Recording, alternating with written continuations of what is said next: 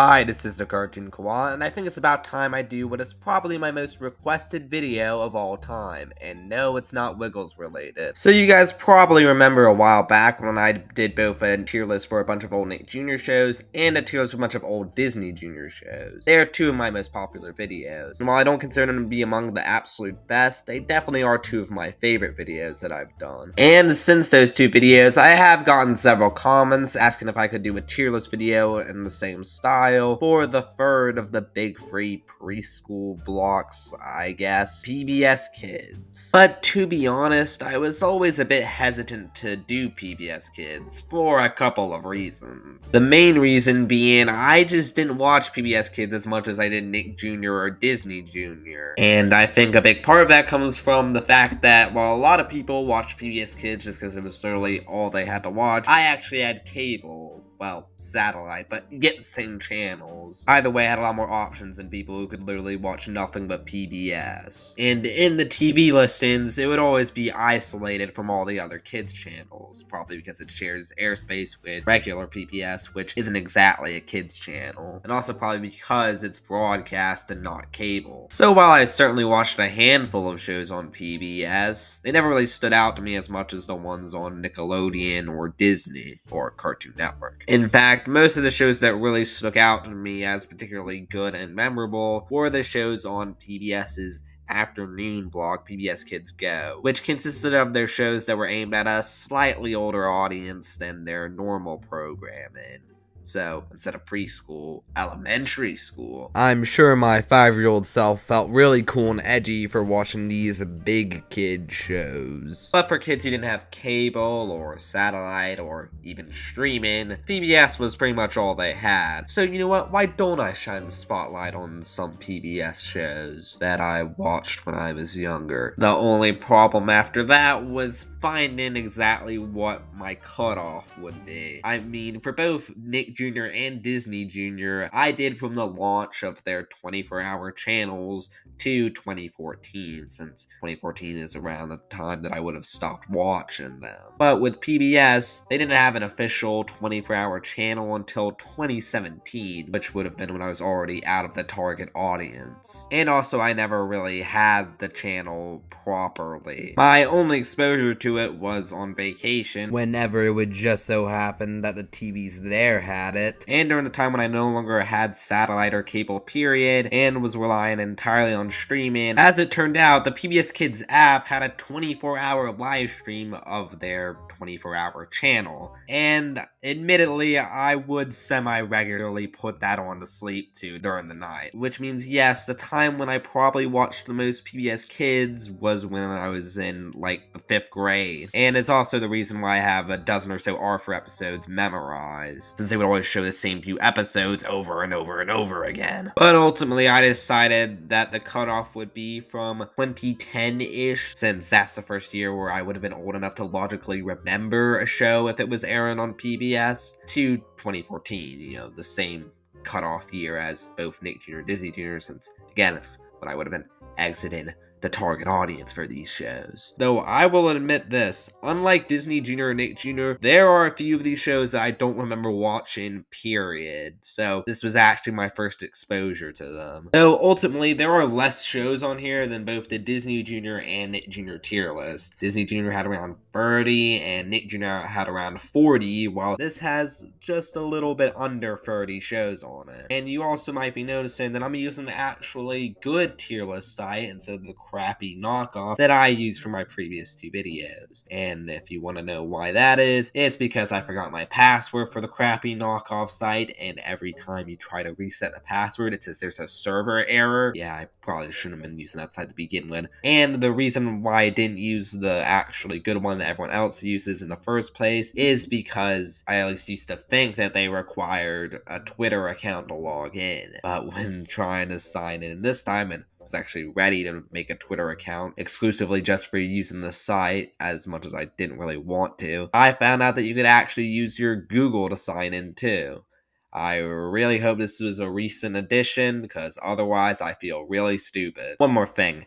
In my Nick Jr. tier list video, I recall that I suggest making your own and sharing it on the website, though for some reason I never actually linked to the tier list in the description, nor did I do it for the Disney Jr. one. But for this one, I promise that I will have this tier list linked in the description so you can do your own, and if you share yours on the website, I can probably see it. And what the heck, I'll also remake the Nick Jr. and Disney Jr. ones and link them in the description too. Anyways, without further ado, let's actually get into the tier list. And we start off pretty strong with the all-time classic that has been going on for more than 50 years at this point, though it moved from mainly PBS to HBO in 2016. Sesame Street, a show that I'm sure really needs no introduction since, again, it's been going on for over 50 years and has like over 4,000 episodes. Seriously. Sesame Street is a show that while I didn't watch a ton of when I was younger, I did watch enough of it where I can say that it certainly left a little bit of an impact on me, even if I wasn't as obsessed with it as some of the Nick Jr. and Disney Jr. shows. I feel like everyone has a favorite character, and when I was younger, I definitely would have said Cookie Monster. I especially liked his work with Crummy Pictures, where he would star in these really stupid parodies of popular films. I apparently liked him so much that I even tried to emulate him. I remember at least a couple times when I was eating my barbecue flavored Pringles. I used to love those, though as I've gotten older, I've also realized that Pringles are garbage. I remember at least a couple times when I'd be eating those and I'd try to eat them the way that Cookie Monster eats his cookies, pressing down on them as I eat them. It obviously would make a huge mess, making crumbs go everywhere, and I remember the couple times I did try to pull that, I got scolded for it. But hey, at least I was having a good time. And that's all that matters, right? Though as I've grown older, I'm definitely more of a Grover fan, who also had a prominent segment back during my era of Sesame Street in Super Grover 2.0, where he would try and usually fail to help people with their problems, only for them to usually end up helping themselves. I firmly grew up with what I would dub the Chalk intro era, which is named after the admittedly pretty cool Chalk intro that unfortunately has the downside of having the clearly trying to be way too modern and hip with the kids rendition of the show's iconic theme song. I was gonna play a sample to prove my point, but listening back to it, I don't want to subject you guys to that ear torture. The ending even kind of rips off the VeggieTales intro by having it end with a main character getting injured followed by stock child laughter.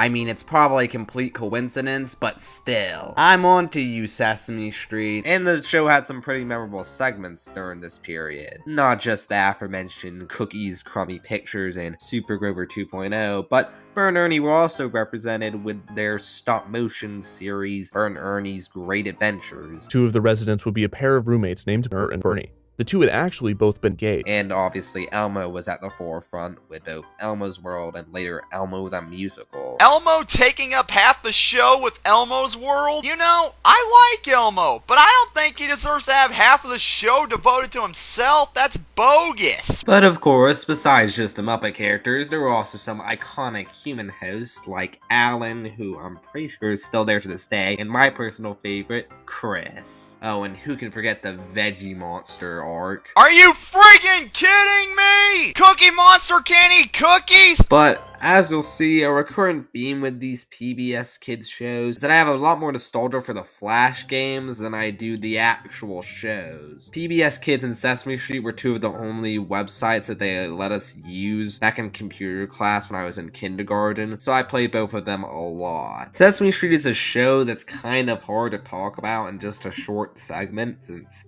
again, 50-year run, there is a lot that can be said, but because it's such a long-running and iconic show, I kind of feel obligated to rank it highly, and it is, in fact, pretty high quality as far as shows for preschoolers go. It's very educational, you know, teaches the ABCs, 1, 2, 3s, basic math, basic morals, and sometimes actually touches upon some pretty heavy topics that you don't see in every preschool show. And it at least historically has had some genuine wit. I rewatched one of the Super Grover 2.0 segments, and while nothing hilarious, it did still manage to make me chuckle a bit, even now that I'm way out of the target demographic. And it has brought us a ton of iconic songs, albeit most of them from the show's earlier years, and a ton of memorable characters, albeit most of them from the show's earlier years. Not just Cookie Monster Grover, but also Bert and Ernie, Oscar, the Count, etc. Yeah, from what I've seen, I definitely prefer what I guess you would call the Henson era, but at least for a while after Henson's death, it still managed to be solid children's entertainment, even if Elmo would continue to hog more and more of the spotlight. And for all these reasons, I do think it does deserve to be at the top of the list in S tier, even if it isn't my most nostalgic or even personal favorite show on the list. Well, we go from a show that's constantly having to try to live up to its own legacy in the form of Sesame Street to a show that is trying to carry on the legacy of a different show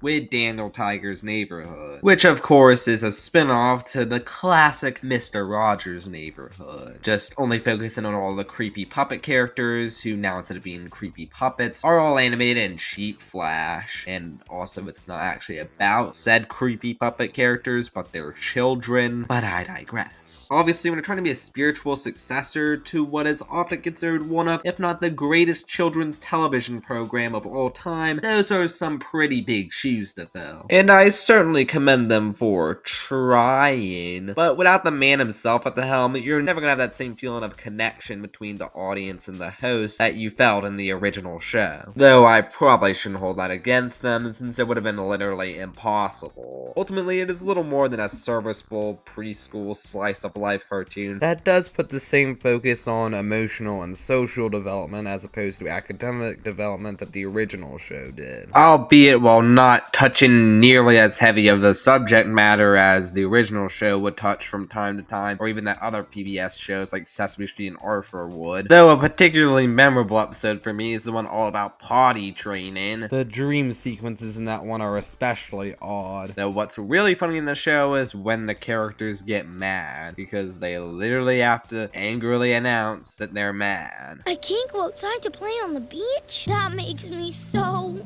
mad! Because, you know, the child audience couldn't pick up on that otherwise. The animation is pretty standard cheap flash animation, but because the designs are so simple, with everything clearly trying to look as cute as possible, with every character having googly eyes, it works well enough. And they do try to do some interesting things with the textures, at least. Ultimately, though, it is exactly what I said it was. Little more than a serviceable preschool slice-of-life cartoon. Which doesn't appeal to me, obviously, but it is ultimately harmless. And there's nothing particularly annoying about the show, so I'll put it in C tier. Does it live up to the show it was based on? Probably not, and it probably was never going to, but I think Mr. Rogers would be happy with it. And weirdly enough, the tier list just so happened to randomize so that all three of the Fred Rogers Company produced shows are all right next to each other, and also even more coincidentally all in chronological order of release. So yeah, let's talk about Peg Plus Cat. I had never really watched this show before watching the 24-hour PBS Kids channel live stream. I think even when it came out, I had already kind of stopped watching PBS.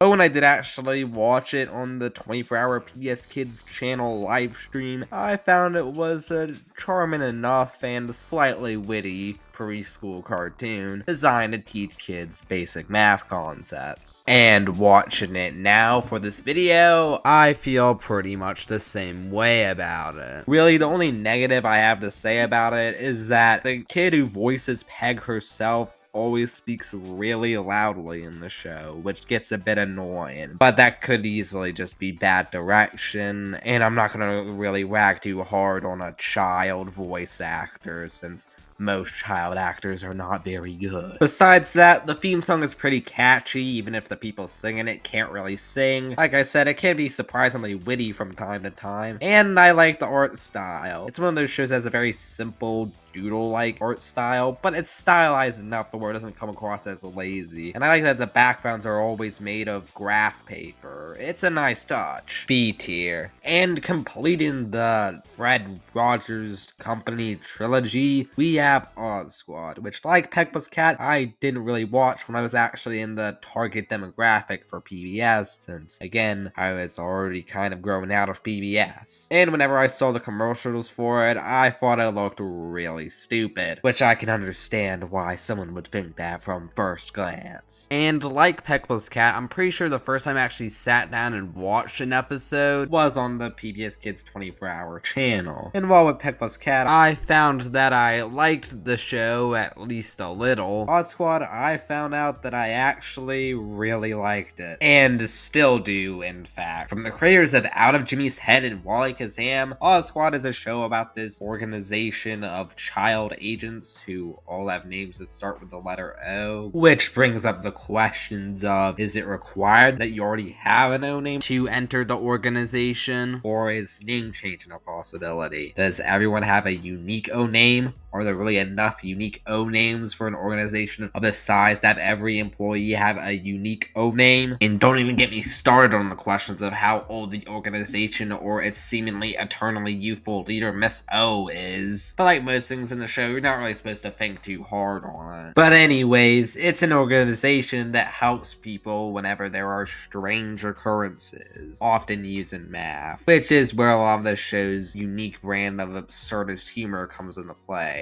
And yeah, the show is actually pretty funny. And of course, the math concepts are slightly more advanced than Pecpa's Cat, since it is aimed for a slightly older audience than that show. I always thought it was kind of a shame that the show had to come out just a year after PBS Kids Go was removed, since it honestly feels like it would fit right in with those shows, with how it's aimed at a slightly older audience than your average PBS show, and is also a lot wittier than your average PBS show. And even when compared to some of the PBS Kids Go shows, I think the show teaches its curriculum in a way that actually feels like it would be a lot more engaging to its audience, and doesn't just feel like this is the mandatory educational part of the show, or like the show's interrupting its plot just to teach us things, mostly because the math concepts actually factor into the plot, and they're always accompanied by some interesting visuals with the show's signature math room. And speaking of visuals, the effects in the show, while not great, are honestly about on par, if not better, than a show like Lab Rats, which is pretty sad when you consider that this is a show funded by viewers like you. Meanwhile, Lab Rats was a show backed by a multi-billion-dollar media conglomerate, and the child acting is also a lot better than it was in a lot of the Disney Channel and Nickelodeon live-action sitcoms from around the same time. The main characters consist of a lot of the same archetypes that are common in spy shows, but that's clearly intentional. It's supposed to be a bit of a parody of the genre. You've got the main duo consisting of the experienced Agent Olive, played by that one annoying girl from the Wimpy Kid movies. He's pooped his pants! The rookie Agent Otto, the big, short-tempered boss, who is humorously played by one of the youngest kids in the cast, Miss O. Yeah, if there's one actor who is a bit of a weak link, at least in the early episodes, it's her, but I can't really blame her, since, like I said, she's even younger than most of the other main characters. And my personal favorite, only being rivaled by the weird kid Olaf, who has an affinity for potatoes. Potato, potato, sha-la-la-la. Is Oscar, the gadget guy. He tends to deliver some of the funniest lines on the show. There's a bunch of other side characters and even villains. There's a lot of creativity with the odd problems that the Odd Squad has to solve, and there's even kind of some story arcs with some foreshadowing, which isn't exactly something that you usually see in a PBS show. S tier. Though I will say, I do remember not liking the episodes with the new agents as much as the original episodes, though I haven't rewatched them, so I don't know if that's actually because there was a dip in quality or just because I don't like change. age. Either way, it is a pretty smart loophole to keep the show going on forever just by replacing the old characters with new ones every time the actors get too old. Now we go from a show that I think really should have been on PBS Kids Go to a show that I could have sworn was on PBS Kids Go, but through my extensive research, I found out that it never actually aired on the blog. Martha Speaks. I think my confusion comes mostly from the fact that, at least looking at some old schedules, the show would always air right before PBS Kids Go, so I think I probably just lumped it in with the actual PBS Kids Go shows because of that. That, and to me, it just always kind of felt like a PBS Kids Go show, with the fact that, once again, it seems aimed at the same slightly older audience that PBS Kids Go was aiming towards, with characters who go to school but clearly aren't preschool age, and the fact that it can actually be pretty funny from time to time. And come to think of it, the PBS Kids Go branded cartoon creator that PBS Kids used to have on their website that I played all the time literally had characters from Martha Speaks, and every other show represented in that game was from PBS Kids Go. So are we sure this show never aired on PBS Kids Go? This show is actually pretty down to earth. Well, as down to earth is a show about a dog who gains the ability of speech after eating some alphabet soup can be. This show has a decent storybook-esque art style. This is a case where the cheap flash animation actually kind of fits the style, and it makes sense since the show is based on a picture book. Though in my opinion, the show's art style looks far more appealing than the book it's based on. This is the first show on the list where the educational elements feel very forced. The stories usually have morals that are actually woven pretty well, but when it comes to the vocabulary stuff, yeah, they'll literally just interrupt the plot to explain certain vocabulary words. Not unlike another show that actually was on PBS Kids Go. Seriously, why wasn't this on PBS Kids Go? It feels like it would fit right in with those shows. And the characters are pretty memorable. Of course, you got Martha herself, who is a talking dog. What more could you want? And I think my personal favorite when I was younger was always TD, purely because he's the goofy comic relief. But unlike certain other goofy comic reliefs, including ones from other shows on this list, rewatching it, he is actually a lot more endearing than he is annoying. Though strangely, the girl pictured on that promotional image, that's the first image that comes up when you search the show on Google, and thus is the image that I picked for the tier list, is not actually Martha's owner, Joe. My name's not Joe! It's her fashion-obsessed Latina cousin, which is weird since she's not really the main human character, like, at all. So it's really weird that she's included so prominently, but whatever. Oh, and the theme song is really good. There's a reason it became a meme for a very short time a while back. A tier. Between the Lions, another really good theme song.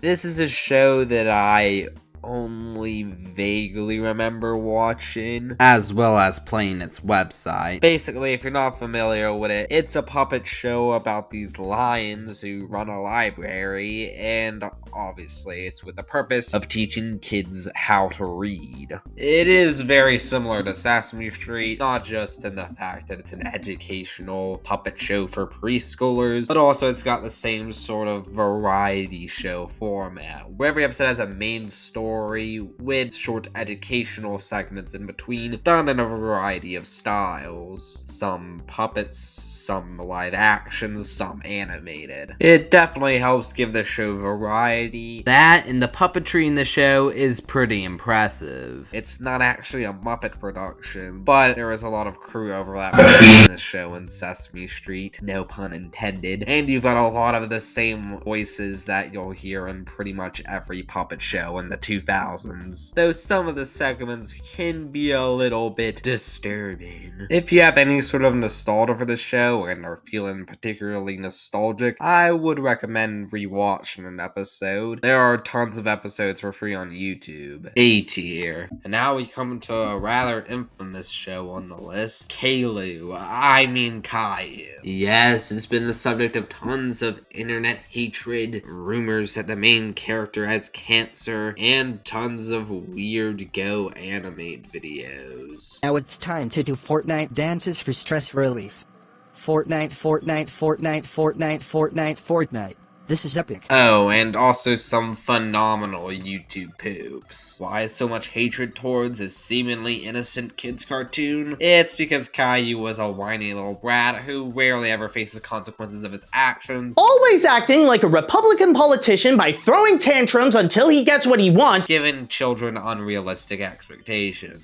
Unless their parents happen to be just as spineless as Caillou's. Though everyone always talks about evil Caillou, or classic Caillou, if you will. But no one ever really talks about the fact that, perhaps due to complaints from parents, after a while, Caillou's character was tweaked a little bit to be a lot less of a brat and a lot more of a Gary Stew. And while classic Caillou is very annoying, yellow-shirted Caillou is more so just really, really boring. And somehow they made his voice even more annoying. And made the animation even worse by switching over to cheap Flash animation. Also, why the heck were the backgrounds never fully colored in this show? I mean, I think it's supposed to give off the feeling of a storybook. They do have that same old woman narrator throughout the whole show, but they don't actually bother coloring in so the characters are at least within these borders. So it just comes across as lazy. And either way, the show had very little educational or even entertainment value. So this is our first easy F tier. Oh, and how come Caillou was always in short sleeves and shorts while everyone else was in pants and turtlenecks? Dragon Tales is another show that I only vaguely remember watching, and even then, I'm not sure if I actually watched it on PBS or if I watched it on, like, Netflix or something. And watching it now for this video, it's okay. Basically, it's about these two kids, brother and sister, who, when they move into a new house, they discover this magical stone that if you recite the ancient incantation, I wished with all my heart to smoke with drug lords in a land apart. It sends you to this magical realm called Dragonland, where all the dragons live. And you might be expecting me to steal a gag from that old Odd Ones Out video and start singing the theme song to describe the characters, but I would never stoop so low. I'm just gonna play the clip. There's Org, he's the biggest, not so brave of heart. There's Cassie, she's so shy, but so very smart. There's Zack and Wheezy and their tales of fun, 'cause you know two heads are better than one. Dragon Tales,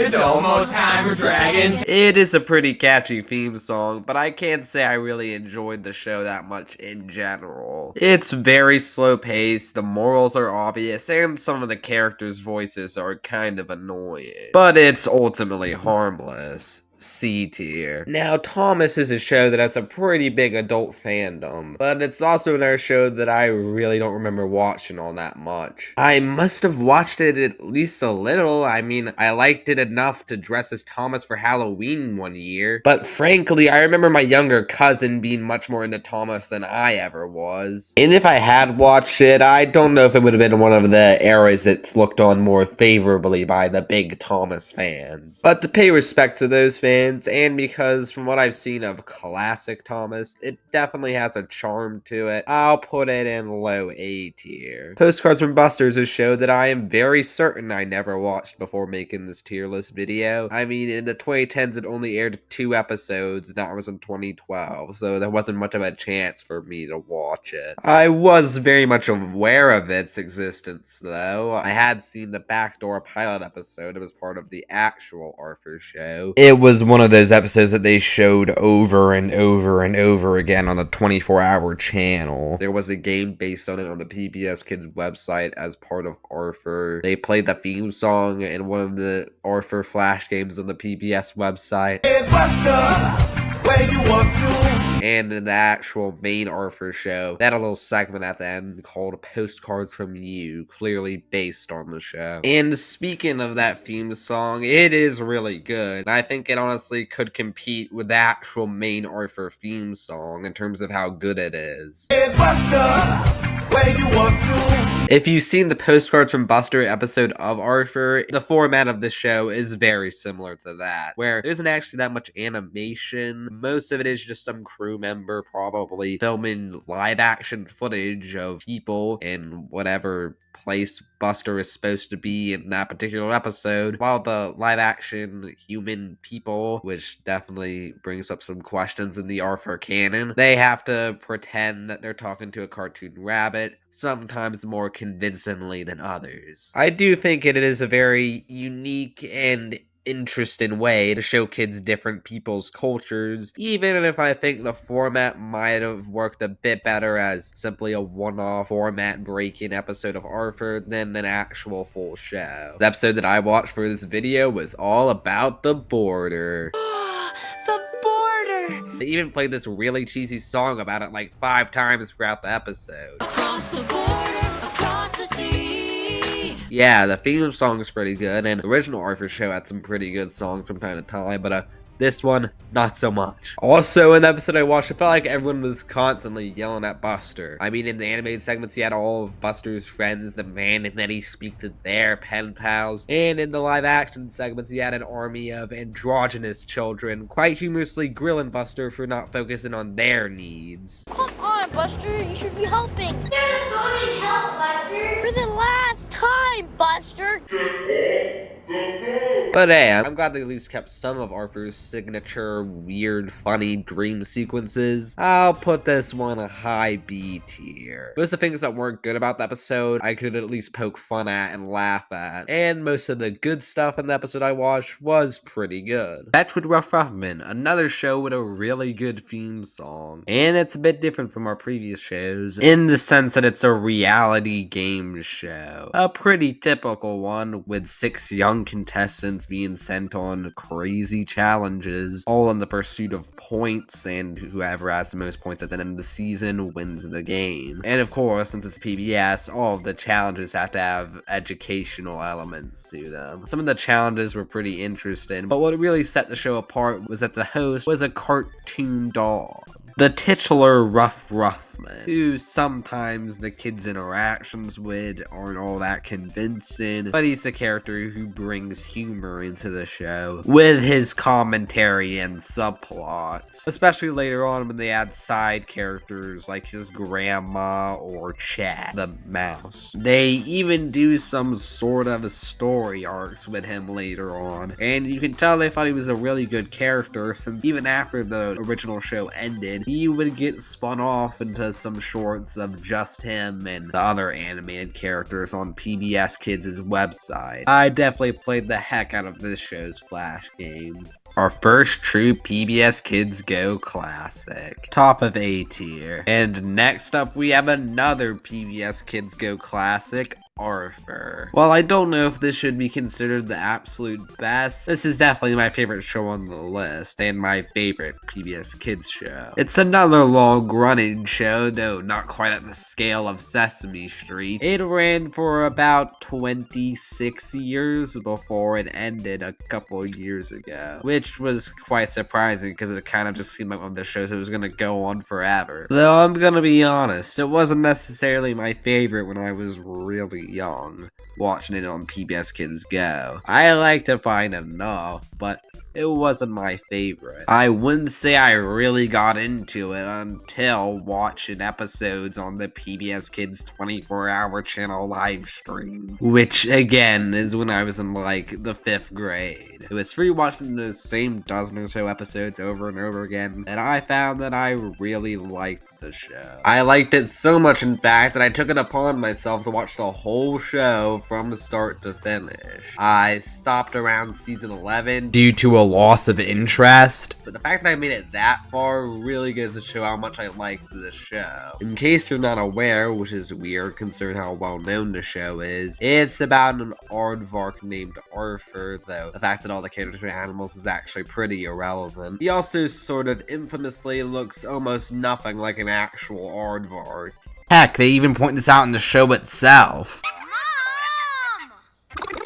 I'd like to know how a mouse has a pet dog. Wouldn't the dog eat him? Andy's not a mouse. He's a... something. I forget. In fact, most of the animals are kind of hard to tell what they're actually supposed to be. And it's basically just about the life of him and his friends and his family as they learn important life lessons.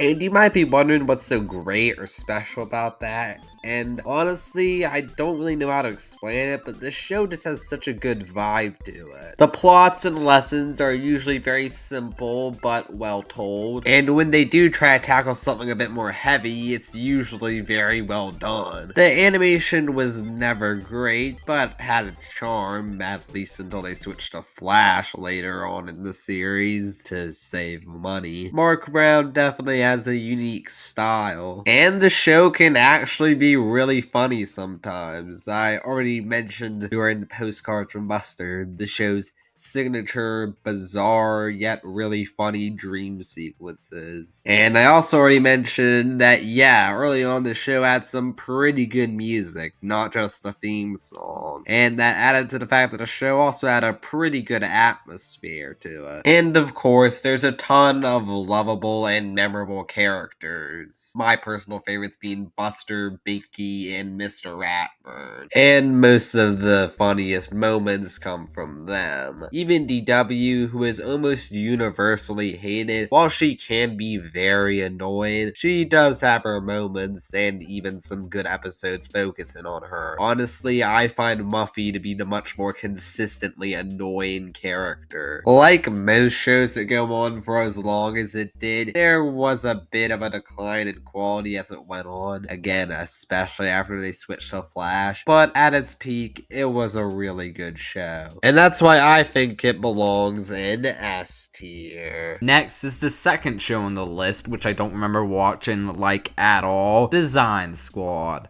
Though I do remember the Rough Ruffman episode promoting it.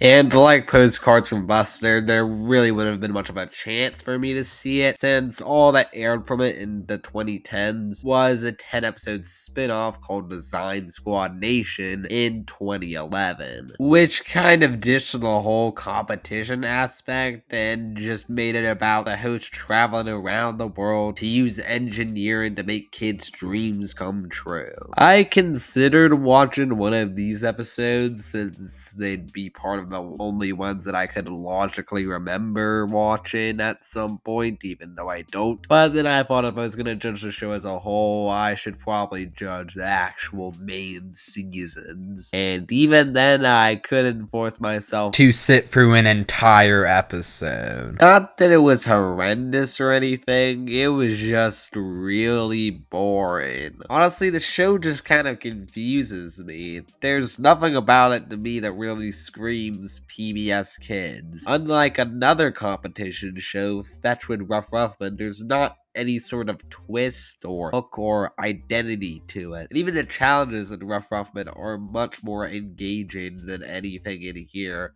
Partially because they keep Ruff's commentary throughout. And I know it's partially because the show is aimed at an even slightly older audience than that show, so they obviously weren't going to pull anything like a talking cartoon dog as the host, but it really just feels like a show that could air on any network. It doesn't even have a charismatic host at the helm, like other shows of its kind might. The only thing that really stood out to me about the show was the rather obnoxious theme song with this stereotypical 2000s female punk rock singer.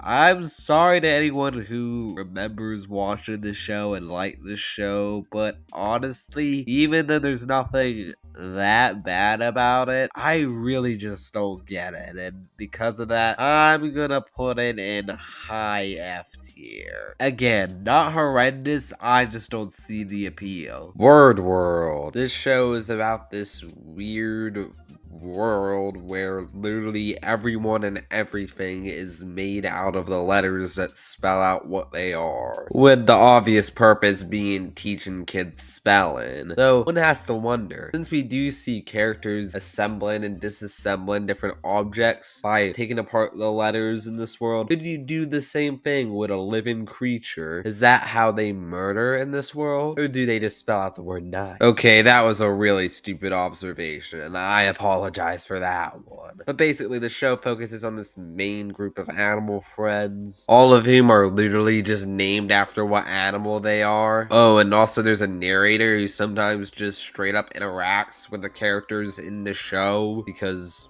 fourth wall breaking, I guess. Yeah, a lot of the voices in this show are kind of grating on the ears. Several characters are pretty shrill. Frog's got like a weird old man voice, and Duck has a very strange accent. But I'm gonna be honest, I enjoyed the episode I watched for this video a lot more than I thought I would. The episode I watched was uploaded officially by the PBS Kids YouTube channel, and usually when they upload full episodes, it seems to be special episodes for a certain occasion, though sometimes they do just upload random episodes. I think the reason they chose this one specifically is because they knew it was the best episode, best 2 episodes technically of the series. I didn't really remember the show having any songs besides the theme song, but all of the songs in these 2 episodes were pretty solid, even if most of the time the people singing them couldn't really sing. Listen for each letter sound, and then we'll hunt the letter down. So solid, in fact, that I didn't even really mind it when they repeated the songs several times throughout the episode, unlike in a certain other show. Also, this episode introduced me to the glory that is Crab. Yeah, I didn't remember him since he's kind of a minor character, and I was by no means a die-hard fan of the show ever. But unlike the other characters, his voice, perfect, even though I'm not actually sure who provided it. Get your head out of there! And this surprised me, but for Crab alone, I'm gonna put the show in B tier. Yeah, I was expecting it to be ranked in like D tier, but again, I enjoyed the episode a lot more than I thought I would. Mostly thanks to Crab. Though Shark's pretty high up there too. The animation isn't the prettiest to look at, but we go from a show with subpar computer animation to a show with absolutely terrifying computer animation, Sid the Science Kid. So, what's this show about? Well, it's about this kid named Sid, who would have guessed, who basically, every episode he has some sort of problem at home, which leads to some sort of question, always a scientific question, and I mean, he's clearly voiced by a 40-year-old man, though he doesn't do a horrible job trying to sound like an actual child. So then he goes to his school and always sings a really lame song about going to school.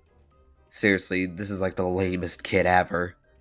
If he was real, he would get bullied big time. And yeah, he goes to school of 3 other students because, you know, character models are expensive. And they consist of Gerald, who also sounds like he's voiced by a 40-year-old man, but like a 40-year-old man who smokes a lot of pot. He's like the kid from Dino Dan in a way. He's like the kid in the class who thinks he's the class clown and thinks he's hilarious, but no one actually finds him funny, except because it's a kid's show and everyone has to be friends. Everyone does actually find him funny. Though, heck, even the Wikipedia article says a running gag is that he's always trying to be funny, but almost never succeeds. Even Wikipedia hates this kid. Then there's Gabriella, who's just kind of a girl. And finally, there's May, who is like, I can't be the only one who thinks like she's a weird stoner hippie girl, just from the way she dresses and her mellow way of talking. And then they actually go into the school, and we meet the creepiest character on the show, which is saying a lot. The teacher, Susie. Like, she moves even more unnaturally than the other characters, and her face looks like she's ready to eat your soul at any given moment. Sid always poses his question to her, and for some reason, whatever Sid's question is always dictates the lesson plan of the day. Does she already have this pre-planned? Does she already know what his question is going to be? Or does she literally just every day change plans just to cater to the needs of a specific student? Because to me, that seems pretty unfair. Like, why doesn't Gerald ever get to ask the question of the day? Why doesn't he ever get to dictate the lesson for the day? Or May, or Gabriella. Why is it always just Sid? Why does the world revolve around Sid? You're just kind of giving your child audience, who might not even be in preschool yet, very unrealistic expectations, aren't you? They're gonna be going to school, asking their complex scientific questions, thinking, oh yeah, the teacher's gonna make it all about me. Well, guess what? That's not how it works. That's not how the real world works, Sid. And how come the teacher only teaches science? This isn't specifically a science class. We don't see any other teachers teaching our subject. It's literally just a kindergarten class of 4 students and 1 teacher, and all she ever teaches is science. Are there not other or even more important skills that a kindergartner could learn than just science? Skills that they could actually probably better apply to the real world? It's just a kid show. It's just a kid show. It's just a kid show. Sorry that I went on a bit of a rant there, but I just had to get some things off my chest. There's usually a joke time segment, and the jokes are just as horrendous as you'd expect from a show written for literal 3-year-olds. Lastly, the teacher will sing a song about the science subject of the episode, which, once again, I must ask, does she come up with all of these songs on the spot? Because they're usually different genres. They're usually not very good and usually go on for way too long in the episode. But though they usually at least have different animation styles, which usually look better than the show's actual animation. They're usually quite repetitive too. But does she literally just come up with these songs on the spot? Because she's not supposed to know what the subject of today is until Sid asks his questions. Unless she literally does just like keep a tab on Sid all the time, which is kind of creepy. So she's able to plan ahead and write these songs ahead, or does she literally just write these songs write them down real quick in the meantime when Sid and his friends are playing? How does she have enough time to rehearse these songs before performing them? Unless she just doesn't make them up on the spot, which, I mean, the lyrics are usually pretty off the top of your head stuff, but that's pretty impressive. She's able to come up with all the lyrics and a medley just like that in a snap. Because yeah, while they are generally pretty off the top of your head, they're still full-fledged songs, kind of. Sid goes home with his grandma, who is probably the second creepiest character on the show, and she gives him some weird anecdote about back when she was a little girl, and she creepily laughs a lot. And then when he gets out of the car, he sings another really lame song. Sinus in the house! Again, he would totally get bullied if he was real. I remember one particular episode where they have no school, and all the kids are upset that they have no school. So they do like a little concert of some of, as you'd say, Susie's greatest hits, which is like, who likes school that much on an off day? They would play pretend school. Lamest kids in the world. And then at the end of that episode, he gives like a super big idea and is done in like this 2D doodle style, where for some reason all of the characters actually have humanoid skin tones, even though everyone in the show is like yellow or orange or pink, and again usually looks much better than the show's actual animation style. Yeah, I should probably talk about the animation, since I have been insulting it a lot, but I haven't really explained why I don't like it. Character design wise, most of them don't look that bad. It's mostly just the way that the characters move that makes it bad, and the reason the characters move so unnaturally is because the show uses motion capture, especially since this is probably on the cheaper side, since it is a PBS show. It usually comes off very unnatural, and ultimately, if it's trying to be realistic, it's just like, why not make it live action? And if it's trying like this, the style is by no means supposed to be realistic, it's like, why not just animate it normally? And also, why does this kid have retractable teeth? Sometimes you can see his teeth, sometimes he has no teeth. It's creepy, okay? The show scares me. But of course, the creepiest part of the show isn't even technically a part of the show.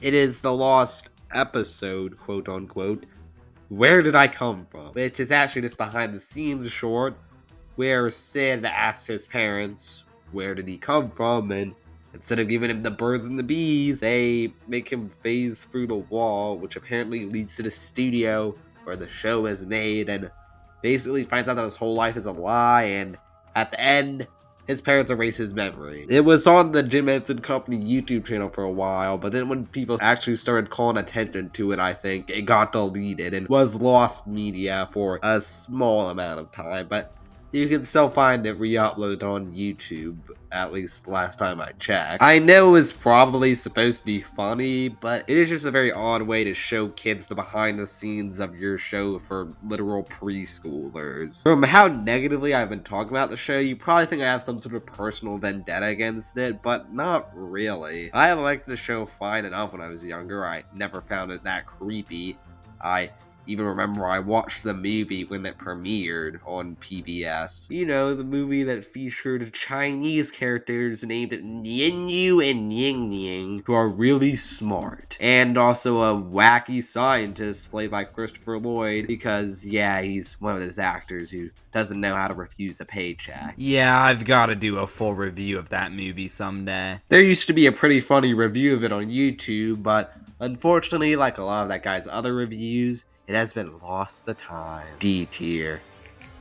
The Electric Company, a reboot of the 70s PBS show of the same name, which I haven't seen, but I don't think that really matters since I don't think this actually has very much to do with the original. I definitely remember that the show was on PBS Kids Go, but I don't really remember watching it at all. Though I do remember playing the Flash games. It is basically the same format as Between the Lions, where you have a main plot, and in between there are all these little sketches related to the main lesson of the episode. In fact, both are meant to teach literacy, though the Electric Company is obviously aimed at a slightly older audience in that show. The actual main plot of the show is that you've got the titular Electric Company, a group of hip young kids, most of whom are actually clearly grown adults, and who all have superpowers, all of which seem like they'd be kind of cool to have, but don't really seem like they'd be that useful in the case of actual danger. And they have to fight off the evil pranksters, who also all have superpowers. There are some cheesy effects, but some of the songs are pretty catchy, and some of the segments are interesting, obviously with most of them being in different styles. There's also a lot of random guest stars on this show, which are fun to see. Though, of course, some of the segments lean a bit more towards the weird side. Some of the actual plots are interesting, and I don't really know how to explain it, but something about this show just feels so early 2010s, which definitely gives it a bit of a charm. If I had to say my favorite actor on the show, it'd be whoever plays Manny. You can tell that he's just loving every second of playing this over-the-top hammy villain. A tier. Well, I guess we go from one reboot to another with Angelina Ballerina: The Next Steps, a computer-animated reboot of the 2D cartoon, which also aired on PBS, but back in the early 2000s, Angelina Ballerina. And I've never really seen the original show, nor had I really seen this show. I mean, I remembered it a little bit from Sprout, which is a channel that does deserve its own video someday, though probably not a tier list video. It must have just been the trendy thing to do for British preschool cartoons back in the late 2000s to switch to CGI, because mediocre CG is a lot cheaper in the long run than 2D or stop motion. Or I guess model animation in the case of Thomas. Whatever. And yeah, the animation in the show is not the best, but it's pretty standard mediocre TV CG. Unlike the couple girl-centric shows that were on the Nick Jr. tier list, which I just kind of wrote off as I would have when I was actually in the age range of Nick Jr. for being girls shows, which to be fair, they were indeed shows trying to cater towards little girls, and didn't actually bother rewatching any episodes, both due to a genuine lack of interest and also for the sake of the joke. This one I actually did go and watch a random episode of that I found on YouTube, and yeah, I wasn't very impressed. I know this kind of sounds like what I said in the Nick Jr. video, and how these are girl shows, I'm a boy, but I like this. But it does feel like it tries way too hard to appeal to the little girls, to the point where it is at an obnoxious level. That, and I was mostly just bored throughout, and the two songs, they had one song in both segments. Both songs were terrible. Also, I found the main character to be really annoying. F tier, but above Design Squad, since I at least understand who it's trying to appeal towards. And it at least doesn't feel out of place on PBS. Cyber Chase. This is a pretty popular show. I think it might still be making new episodes. I'm not so sure on that one. But it's also a show that I didn't really like that much when I was a little kid. And when I rediscovered it on the PBS Kids 24-hour channel live stream, I found that I still didn't like it all that much. And after rewatching an episode for this video, I found that I still don't like it that much. Basically, it's about these three human kids, one boy who is very obviously voiced by a 40-year-old woman, and two girls who are also pretty obviously voiced by adults, but whatever. It's about the three of them who get transported to this magical realm called cyberspace, which sounds like it'd be inside the computer. I'm not really sure what the backstory with the show is, if I'm being honest. They also have their little talking robot bird sidekick voiced by Gilbert Gottfried, which is pretty funny, though, since Gilbert Gottfried's passing, they have had to recast him in the latest season. But basically, one way or another, they're transported to this magical cyberspace realm where the ruler of the land, the God Queen Motherboard, get it, is constantly under the attack of the evil hacker voiced by Christopher Lloyd, again, paycheck. Though both him and Gottfried give pretty good performances here, so I probably shouldn't rag on them too much. I should have said the hacker to you. They are constantly having to thwart the evil hacker's plans to destroy Motherboard and take over cyberspace.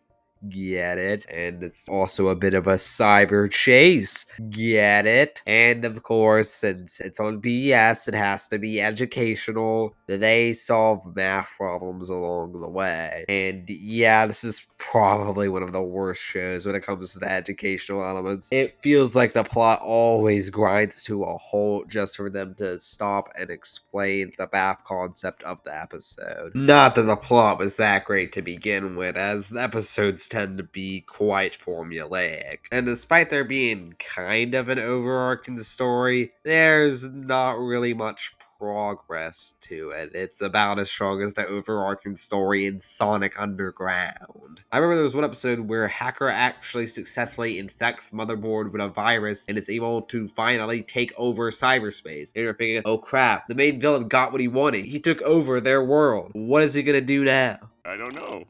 I never thought I'd get this far. Yeah, that clip pretty much sums it up. He does nothing and is ultimately defeated pretty easily, but in a way where he's still able to come back and try to take over cyberspace in the next episode. Which is so weird to me that this wasn't like the series finale or something. I mean, you have your only main villain throughout the entire series finally get what he wants. The stakes can't get much higher than that. But no, it's only season 3 out of 14. And it's not even the season finale. Plus, the show's got some pretty cheesy catchphrases. And eventually in the show, there's a pretty stupid love triangle between boy, glasses girl, and this other older, more attractive boy. And there's a dumb rivalry between him and Ginger. Though, if there's one thing I have to say about Glasses Girl, is that I could swear I've heard her voice somewhere before, but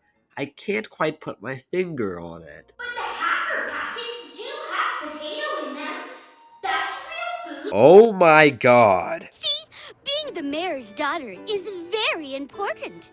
Now let's get back to my dad's office. There's more work to do. Okay, just for that, F tier. Okay, not really. I'd put it in C tier. But I did swear I'd never have to hear that voice again. Curious George, a show based off the extremely well-known children's books of the same name. Yeah, he doesn't really need any introduction. I think it's also slightly based off the 2006 movie. They are both Universal productions. And basically, if you somehow don't know the plot, this is another very long running show. I think it was making episodes until just a couple years ago. And it started in 2006. But basically, it's about this monkey named George, except he actually doesn't have a tail, so wouldn't that make him an ape? One way or another, he's adopted by this man in the yellow hat, creatively named the Man in the Yellow Hat, who basically raises him as a son. Yeah, I'm not exactly sure what the backstory is there. It's probably shown in the movie, but I haven't seen that in years. And he lives in an apartment in a big city, and there are all sorts of other colorful side characters. The theme song is really catchy, and the whole show's got a pretty nice vibe to it. It's very low-key and very simple, and even besides the theme song, it's got a pretty nice score. I also really like the narrator, and in general, the show's got some pretty good voice talent behind it. And I also appreciate how, unlike most of these shows, the educational elements are very subtle. Yeah, there's science and math concepts incorporated into each episode, but unlike these other shows, they don't have the characters straight up explain them to the audience,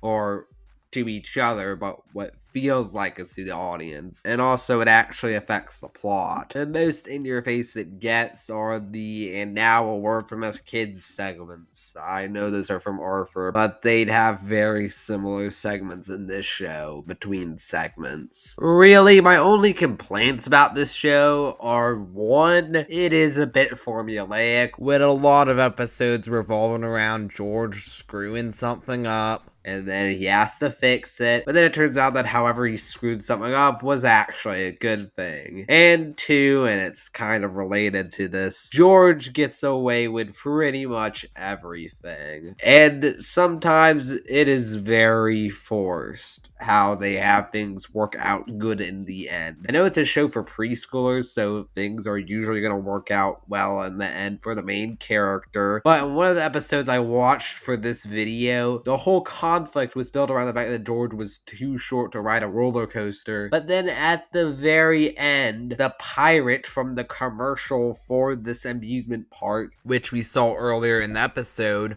randomly shows up and says, "Oh wait, George actually is tall enough to ride this ride because we have a separate height requirement for monkeys." What? How common are pet monkeys in this city? Because George seems to be the only one that we ever see. Bottom of A tier. Super Y. Just by saying the name, the theme song is already probably stuck in your head. It's a show about this kid named Wyatt. Get it? Super Y. He lives in this magical realm called Storybook Village, which, as we see in the opening of every episode, is actually a pocket dimension within a children's library. He's actually the younger brother of Jack from Jack and the Beanstalk, and he lives in Storybook Village along with every other fairy tale character. But he's also a superhero named Super Y, along with his friends, the little brother of the Three Little Pigs, Alpha Pig, which is pretty funny, the daughter of the princess from the story of the Princess and the Pea, known as Princess Pea or Princess Presto, and literally just Little Red Riding Hood, also known as Wonder Red. And they all have unique abilities, all related to reading.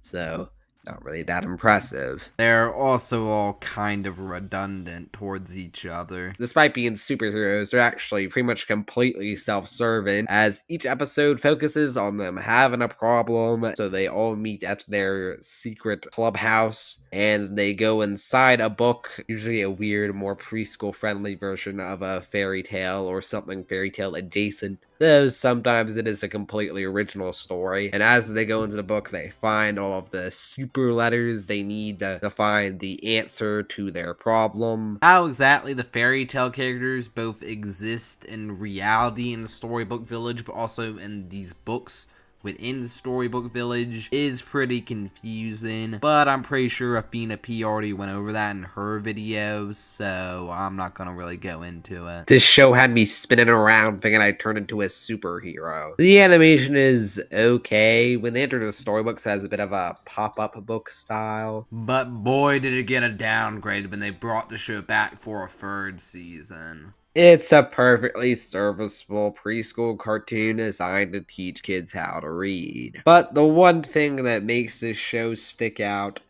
is the aforementioned theme song. That theme song goes way harder than it needed to. It doesn't matter how you feel about the show. Try listening to that theme song without getting hyped. It's impossible. You think you're trying to answer the questions on your math test, but nope, all you're thinking about is... You think you're playing basketball with your teammates, but nope, all you're thinking about is... You think you're about to achieve enlightenment. The pearly gates of knowledge are opening up, and all the secrets of the universe are about to be revealed.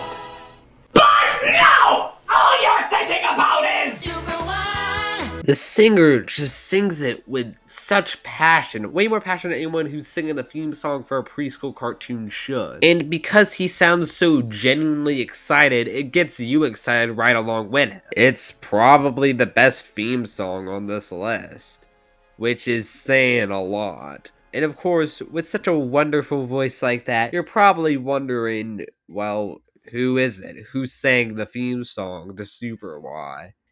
And yeah, I wondered that too, and looking it up, it's a man by the name of Steve D'Angelo. And he also composed the theme music, along with a man by the name of Terry Tompkins. And get this, together, they have also composed the theme songs for Toot and Puddle, Fetch with Rough Ruffman, Word Girl, Curious George, Babar, and my personal favorite, Peep in the Big Wide World. It makes it the B tier purely for the theme song. Word Girl. Now, this is a show that became pretty popular online a little bit ago. I mean, it always had a fandom, but it really seemed to peak, like, probably a year ago at this point. But for good reason, it's a great show. I'm just realizing that we're moving from one literacy-themed superhero to the next, and the name of the show is also pretty easy to confuse with Word World. Basically, the show's about this young superhero named, well, Word Girl, who comes from an alien planet and lives a double life as a human among other normal humans, along with her sidekick, Captain Huggy Face. And it's normal superhero stuff. She has to balance her superhero life with her school life and try to keep her identity a secret. Somehow no one recognizes her, despite the fact that she doesn't even try to disguise her face or voice. And of course, being a superhero show, it's got quite the rogues gallery. The fan favorite would probably be Dr. Two Brains for certain reasons. And yeah, he's pretty entertaining, voiced by Tom Kenny, who also voiced the Ice King in Adventure Time, another twink scientist who used to be friends with a major female character driven to madness by having an object attached to his head, and their voices are almost identical. What's this? Superheroes and you, a practical guy. Oh, dang it! Well, I'm out of here. Goodbye, everyone. This show came first, though, so my favorite was always Chuck the Evil Sandwich Making Guy, though. A man obsessed with sandwiches who also just so happens to kind of look like a sandwich himself. And is probably the most incompetent of all the villains, which is saying a lot, since most of them are at least slightly inept. And yeah, in general, the villains are definitely the highlight of the show, and are where a lot of the humor comes from. Though there are some other good side characters like Word Girl's family and the narrator. And I think that's the main reason why this show is so popular, even among people much older than the intended audience. It's the fact that it can actually be genuinely funny a lot of the time. And honestly, if we removed all the educational elements and made the humor slightly more mature, This wouldn't feel that out of place on Cartoon Network or something. Though on the subject of educational elements, once again, they're probably the weakest aspect of the show. The way it's incorporated is that there will be moments where the villains misuse or don't understand certain words, so Word Girl has to define them. Once again, it just kind of feels like they're interrupting the plot so they can teach you things. Though I can't say I've reminded them may I have a word segments between episodes. The animation, you can tell it's more cheap flash animation, but the show's got a pretty distinctive style. I like the bold outlines, and while the character animation is pretty stilted, and when it comes to the action scenes, they usually don't work due to either poor timing or they usually shy away from the impact. The backgrounds look pretty nice, and there's some pretty good posing and expressions with the characters. S tier. Dinosaur Train. It's a show about this T-Rex who somehow his egg ends up in the nest of a family of pteranodons, and instead of even trying to look for the parents, the mom is just like, yeah, let's keep them. Though I did read this one theory from a father online saying how he thinks what actually happened is that Mrs. Pteranodon intentionally brought a T-Rex egg to her nest so she could smash it and feed it to her newborn kids. Well, once it hatched too early, she felt guilty and so decided to keep him. Pretty dark. Also, what's gonna happen when Buddy gets older? I mean, they acknowledge that certain dinosaurs, including T-Rexes, are carnivorous in this universe, even though the only species that they'll directly acknowledge being massacred are the conveniently non-sentient fish. So dinosaurs definitely eat other dinosaurs in this world, despite the fact that they're all humanoid. Yeah, I think one day Buddy might turn on them and eat his nice pteranodon family for dinner.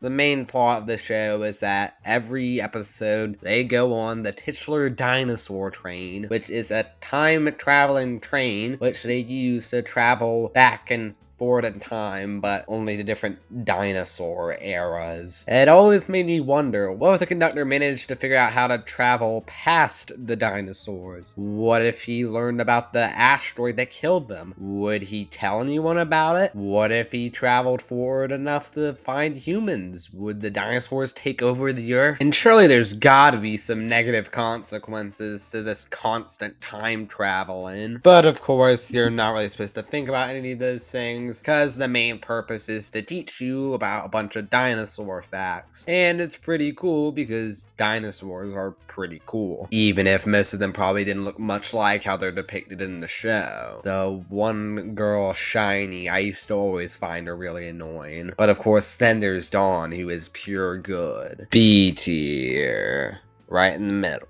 The Cat in the Hat knows a lot about that. Another science show. Of course, everyone knows the famous Dr. Seuss character, the Cat in the Hat. Well, now instead of breaking into kids' houses to teach them how to have fun, every day he trespasses on these two kids, Nick and Sally. And no, Nick is not the boy from the books or the movie or the cartoon, the old cartoon. Instead, he's a black boy because diversity, I guess. But all I can think about is, what happened to Conrad? Yes, Conrad is his canonical name. They say it in the Cat in the Hat live action movie. Come on. Let's just say if this show was released just a decade later, there would be people complaining that PBS had gone woke for replacing a white character with a black character. Though it doesn't really work, since in the early episodes at least, he is voiced by a white kid, and I imagine the only reason they recasted him was because the original actor was getting too old to play the part, and they were probably like, oh yeah, we probably should cast a black actor as our black character, shouldn't we? But at least he doesn't really try to sound black. Where was I? Basically, the cat, every day, he trespasses on these kids' property, and the kids always ask for their mom's permission. Well, Sally's mom's permission. And she's always like, oh yeah, you can go with the cat to dance with the bees or whatever. Which I know sounds like a permission, but if your kids ask you, oh yeah, can we go with the Cat in the Hat to dance with bees and beehive? You think you're gonna believe them? You think you're gonna think that they're being serious? No, you're gonna think they're making it up, and you're like, oh yeah, sure, whatever. So yeah, the cat kidnaps these kids every episode, and whisks him away to a magical land of science and learning, along with his friend the fish, despite the fact that the fish was the pet of Sally and Conrad. So, yeah, the cat just kidnapped their fish too and decided to keep him permanently and clearly brainwashed him in some way because he is way too happy and way too tolerant of the cat here. So my two theories on what could have happened to Conrad between the other material on the show is, 1, this takes place in the dark future where Larry actually successfully sent him to military school. Or 2, and the more likely option, the cat killed that kid. Yep, he broke into their house, stole the fish, brainwashed him, and killed Conrad. And I think what happened was Conrad, one day, he refused to go on an adventure with a cat. He realized how crazy and irresponsible it would be. So a cat killed him for stepping out of line, and Sally, out of fear, chooses to still associate with him and go along with whatever he says. Again, pretty dark. And, the cat needed another boy, because he always needs a boy and a girl. Needs that gender balance. So, for diversity points, he decided to replace Conrad with Nick, who knows nothing of what happened. This might be controversial, but honestly, I would take Mike Myers' cat over Martin Short cat any day. I mean, I am one of those lunatics who actually likes the Mike Myers Cat in the Hat movie, so that's not saying that much. But if the cat in the live action movie was too creepy and too pervy, then this cat is way too energetic to the point of annoyance. D tier, but above Sid the Science Kid. Wildcrats. Now, this is another PBS Kids Go show, and it's one that I remember liking quite a bit when I was younger. Now, it's alright. It's about the Krat brothers, Chris and Martin Krat. Don't ask me which one's which, I still don't know. The whole show basically takes place inside the head of the real Krat brothers, who you might also remember from another PBS show, Zaboomafoo. But I never really watched Zaboomafoo, nor was it still airing when I was watching PBS, so it's not on this list. Each episode starts off with a live action segment of the Krat brothers, usually showing off whatever animal was the main focus of the episode before they pose a what if question, and then we transition into animated world and get the very, very catchy theme song. It's definitely up there in terms of theme songs on this list. Once I heard this damn theme song, I could not get it out of my head all week. Though, I must say, at least now I find the live action segments more entertaining, mostly because if you get to see actual real life animals. That's not to say the cartoon is bad, though. Basically, it's about the two wild Krats and their associates who travel around the world meeting all sorts of different animals and use their creature power discs to transform into these other animals, and stop the evil forces trying to disrupt their habitat. Evil forces. Villains include Donata, who is a fashionista who tries to turn animals into clothing. Kinda like Cruella de Vil. Also, look at her and her bumbling henchmen and tell me that they don't remind you at least a little bit of Yzma and Kronk from The Emperor's New Groove. Yeah, they were ripping off Disney a little bit. There's also Gourmand, an evil chef who, as you can guess, is constantly trying to cook the animals that the Wildcrats are trying to protect. From looking at him and hearing his name, you'd probably expect a stereotypical French accent, and but not a French accent, but a Louisiana French descent accent. And there's also Zach, who, much like Dr. Two Brains, a lot of people online seem to have the hots for. If we're talking about the other people on the Wildcrats team, there's Aviva, the team engineer. I think some people have also got the hots for her. Koki, who is also an engineer. You'd think they'd give them more unique roles. And, this is what I was talking about earlier. For a majority of the series, she was in fact voiced by a white woman. It was only up till recently when they decided to recast her, because that's around the time people started realizing, yeah, people don't really like that now, do they? Normally, it wouldn't bother me that much, but when you hear the voice she does, it is kind of awkward. Especially since this is a show on PBS Kids. Seriously?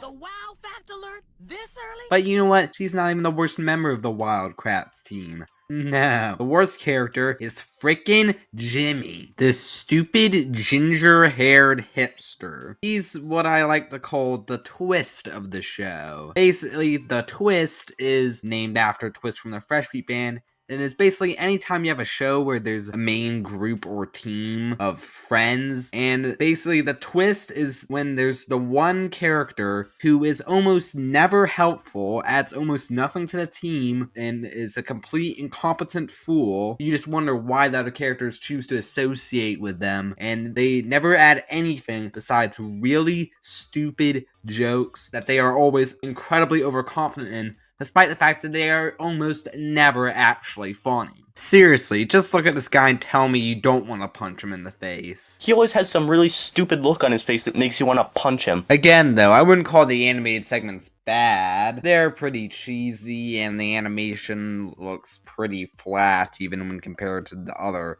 Flash animated shows on this list, though it's also got a nice style, and it does teach kids about animals in a fun and engaging way. Plus, I've got some nostalgia bias, so upper B tier. Clifford the Big Red Dog. Now, if you somehow don't know the plot, it's about this oddly red-furred dog named Clifford, who, when he gets adopted, somehow the girl loves him enough for him to grow to an enormous size, which seems like it'd be hell to take care of. Though that one Mad sketch offers a different explanation to how Clifford grew to be that size. How'd Clifford get so big?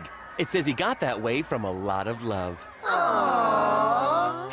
Oh, and a lot of nuclear waste. Ew. Surprisingly, I think that might be the first time I've referenced Mad on this channel. I think that live action movie from a couple of years back that nobody watched might have offered a more logical explanation, but honestly, it's not really something that needs a logical explanation. We're told all of this through the theme song, which, once again, is really catchy, even if the lyrics here are really cheesy. It's one of those preschool cartoons that's just really simple, but really charming, with the plots being pretty slice of life, and the characters all being pretty nice to each other most of the time. Well, except for the one annoying rich girl, who rumor has it is in a romantic relationship with the son of Godzilla. Bottom of S tier. Bob the Builder. Now, what did I say about this show in my Disney Junior tier list video? Now, there's this common misconception that Handy Mandy is a ripoff of Bob the Builder, which it is not, okay? Bob the Builder ripped off Handy Mandy. Handy Mandy is clearly the superior show. I never watched Bob the Builder. I always watched Handy Mandy. If I need a repair, I would call Mandy, not Bob. Yeah, that pretty much sums it up. I guess it's a slight exaggeration. I didn't never watch this show when I was younger, but I only have very vague memories of watching it, since, you know, I was very young. But when I would have watched it, it would have been the Ready, Steady, Build era, I guess as you would call it, which is one of those examples of British cartoons that decided to switch to CGI. And yeah, I like this show a lot better in stop motion. I think it fits the style better, but you know, budget cuts and all that. And it's still not nearly as bad as when they rebooted the show with a more realistic look. This reboot had zero fucking reason to exist because the franchise was doing just as fucking fine as it is. Still, I decided to watch an episode of Ready, Steady, Build since that's what I would have remembered, and I plan on watching the US dub since, again, that's what would have aired on PBS. But, you know how I mentioned that the theme song is really good and the best and most memorable part of the show? Well, the YouTube uploads of the US dub don't have the theme song intact, so I ultimately decided to just go with an episode of the UK dub. And really, while watching it, all that caught my attention was how weird some of the voices were. That'll mean loads of Earth to carry away. Oh, now someone else is in the Diggers Club. But we better get back to work. It's a dinosaur! Though, to be fair, the voice acting in the US version isn't great either. I didn't even really pay much attention to the plot or the characters or any of that, just the voices and the mediocre animation. It's basically like Handy Manny, except Manny is a repairman while Bob is an actual construction worker. Except like I said in my Disney Junior video, unlike Handy Manny, I don't have much nostalgia bias towards this one. And also Handy Manny definitely has better voice acting, so C tier. Second to last, we've got Maya and Miguel, which is the last of the free shows on this list that I don't remember watching at all when I was younger, because it reran in a very short time when I would have actually been able to remember watching it. Basically, it's this slice of life cartoon about these two twin siblings, brother and sister, and they're Hispanic and they get into adventures, I guess. With almost all of these shows, I just watched one episode to either refresh my memory or because I hadn't seen it before. And most of them were pretty random, just the first episode that pulled up on YouTube. Though there were a select few shows I didn't feel the need to rewatch. This one I actually watched 2 random episodes, and I'll tell you why. The first episode I watched was, it was something. Basically the whole episode was about ableism. Okay, that's not completely true. But, yeah, it's about this new kid in the neighborhood who was born without an arm. And basically, the whole thing is about the main girl going to incredibly extreme lengths to make sure he doesn't feel bad about himself. And that's the whole lesson of the episode, that, you know, disabled people can do things too. But she still came across as incredibly unlikable in the episode, which made me think that maybe that was just a bad episode, since I did like the laid-back vibe of the show. So I actually went and watched the second episode, and I didn't like it much better. The plot was a pretty basic, they get into an argument, so they literally draw a line across the house, and that just leads to more arguments. Yeah, like I said, I like the show's vibe, but the plots, at least in these 2 random episodes, could be a bit better. B tier. Okay, last but not least, we've got Barney, which is another show that doesn't really need much of an introduction, considering how well known and how popular it was, at least when it was still on. And similar to Caillou, it was also very hated, though not as understandable as Caillou. Sure, both shows are annoying. At least this show actually tried to have morals, even if they're pretty shallow ones. In fact, at its peak, it was probably more hated than Caillou, with the hate for it consuming every last aspect of our culture, and there even being a whole club dedicated to hating on the show, which, if you remember, was the subject of a classic Chadtronic video.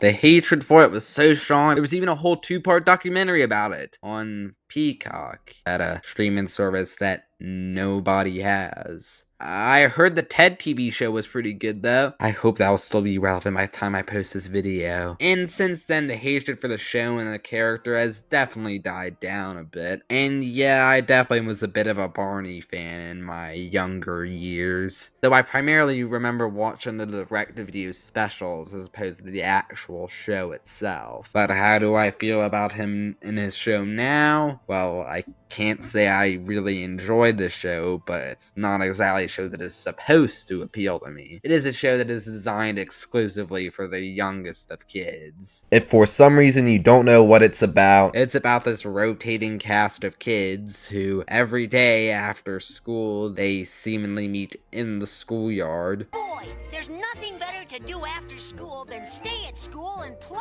And their purple dinosaur toy named Barney always somehow comes to life through imagination, I guess. Yeah, if you know anything about the Barney universe, you know that imagination is a very powerful tool. In fact, Barney himself uses this imagination witchcraft on a frequent basis. Maybe that's the real reason parents hated the show. Let me say something about Barney, dinosaurs are enemies of God. And I don't care what kind of hero they are. They're an enemy of God. And had it been in the Old Testament, Barney would have been put to death. You don't make heroes out of dinosaurs. Though if you want to know more about that, you can just watch the Tomska video about it. And of course, who can forget Barney's friends, Baby Bop and her brother, BJ, whose relation to Barney is never explained, and they always just miraculously appear and disappear in thin air. So I always just kind of assumed that they were his kids, even though Barney is a T-Rex, and I'm pretty sure their Triceratops is. Also in the later seasons, they got a cousin named Riff, who you can see is kind of hiding in the back in this picture that I chose. Baby Bop's kind of a generic girl character. Meanwhile, BJ, he clearly thinks he's way cooler than he actually is. As for Riff's personality, I couldn't really tell you what it is if he even ever had one. Come to think of it, Riff is the cousin of Baby Bop and BJ, and Baby Bop and BJ, like Barney, have B names, even though there's no apparent relation between the three of them, which makes it seem like all four of the dinosaurs should all have B names. Why doesn't Riff have a B name? Why couldn't they have named him Biff? I mean, that'd be kind of stupid, but it's pretty clear the only reason they called BJ is because abbreviated names are cool, I guess, and it started with a B, and they didn't really think about what other things the initials BJ could possibly stand for. So yeah, to me, someone who is already way out of the show's demographic, it is kind of annoying and kind of sappy, but again, it's pretty much exclusively for really little kids, and unlike Caillou, it's not really a bad influence or anything. Though I will say, the character design, pretty creepy. Though I can't really say anything since I never really found Barney creepy when I was younger. So now that I actually realize how creepily designed he is. Especially his older designs. Also, the lip sync was always pretty bad on the costume. D tier, I guess. Sorry to all you Barney fans in the audience. And that was my PBS Kids tier list. What did you guys think?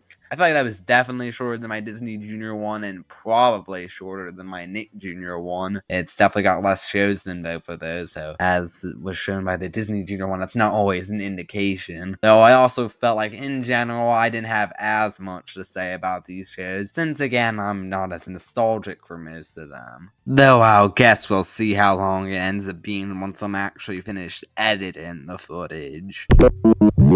But hey, it's nice to finally complete the trio, give these non-cable shows some time to shine, to make the non-cable or satellite kids feel real special, and it's also a nice quick video for January, assuming that hopefully I have this finished by the end of January.